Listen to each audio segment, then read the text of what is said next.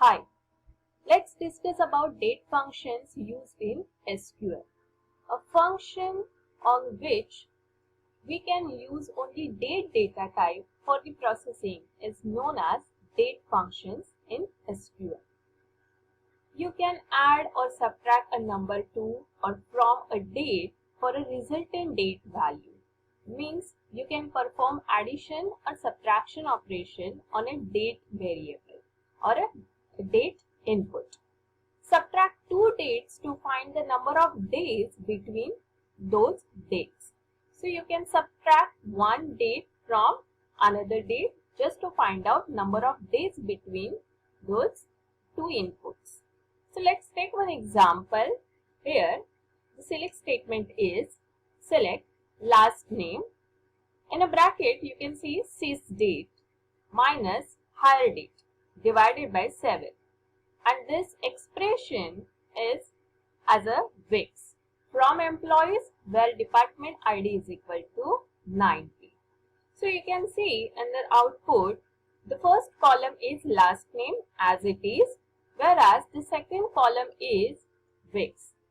So here last name is King and the Wix result for the King is 1147.102432 and so many other decimal points are there. So what this week is, sys date is nothing but the current date of the system, whereas hire date is nothing but joining date of that employee. So today is 12 August 2020, and if the hire date is suppose 5th January 2015, so if we minus that and if we divide the result by 7, we will get output in number of weeks. So this 102432, these are the days or incomplete days that we cannot convert it into a week. So this is how you can perform the minus operation or subtraction operation as well as divided by 7.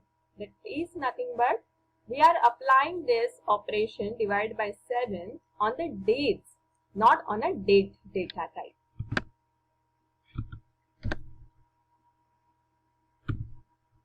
Here some other functions are also there which are known as a date manipulation functions.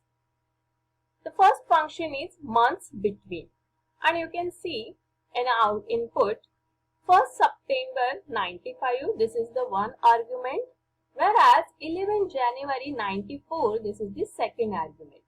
So if you want to find out the months between these two dates, then you have to write this function like months underscore between, and in a bracket you have to provide date value in the format of dd hyphen mon hyphen and last two digits of the year. Same for the second argument. So you can get the result like 19677741. This is nothing but the months between these two dates.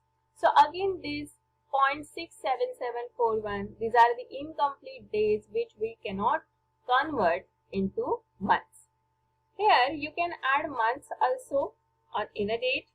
Suppose the date is 31st January 96 and you want to add 1 month. Just observe the date, it's 31st January 1996.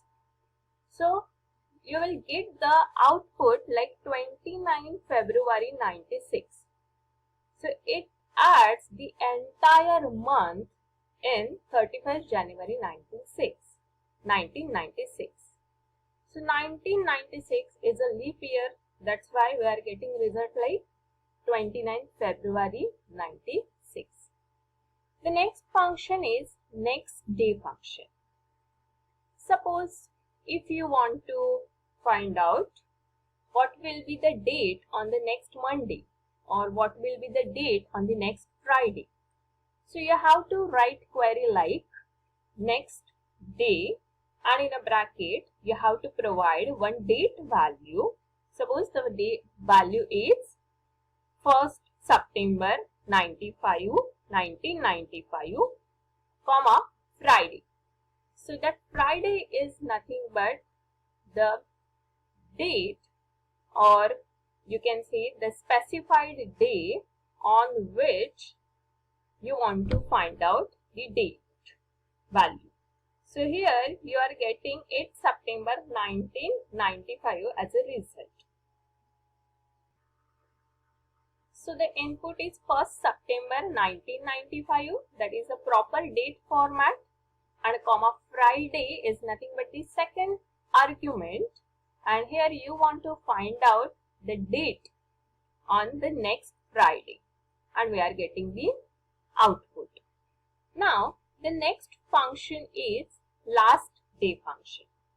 So here if you want to find out last day of a month, so you have to write a query like select last day, and in the argument you have to provide a date value, again in the same format DD, that is nothing but 2 letters of the date, then hyphen MON, 3 letter abbreviation of a month, and last 2 digits of the year. So 95, it is the 1995, and you will get output as a what? 28th February 1995 or 95.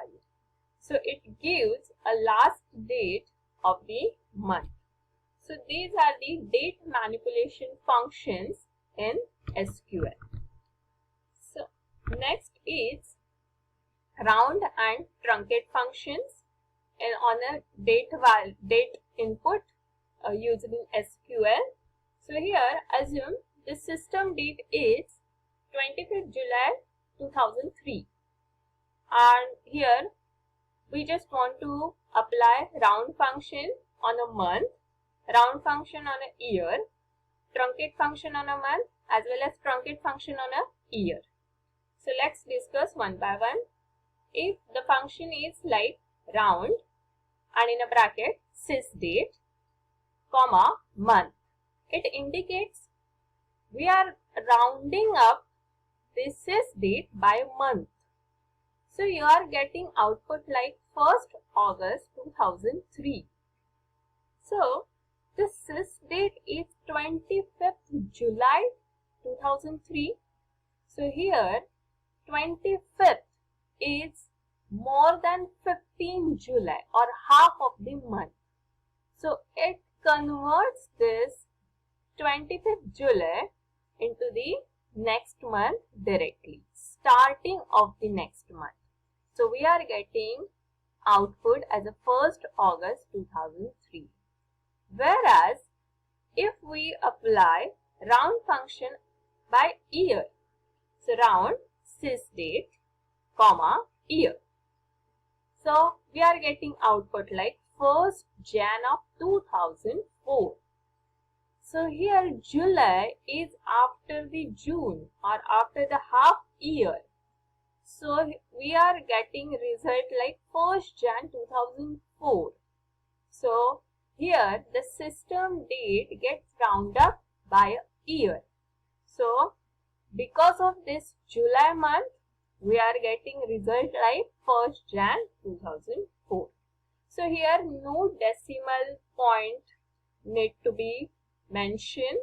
So whatever, it is very simple to apply on a date data type. If it is month, we will get a starting date of the next month, and if it is year, we will get starting date of the next year directly. Whereas in a truncate command, sysdate month. So sysdate is 25th July 2003. So because of a truncate command, we are getting output like 1st July 2003. So it directly round down the date. Whereas in truncate sysdate and year, so you can observe we are getting output like 1st January 2003. Whereas the sysdate is 25th July 2003. So here you can observe whatever the date is, system date is, if we apply truncate function on a by year, you can get the starting date of the current year. So this is how the date manipulation functions are applied in SQL.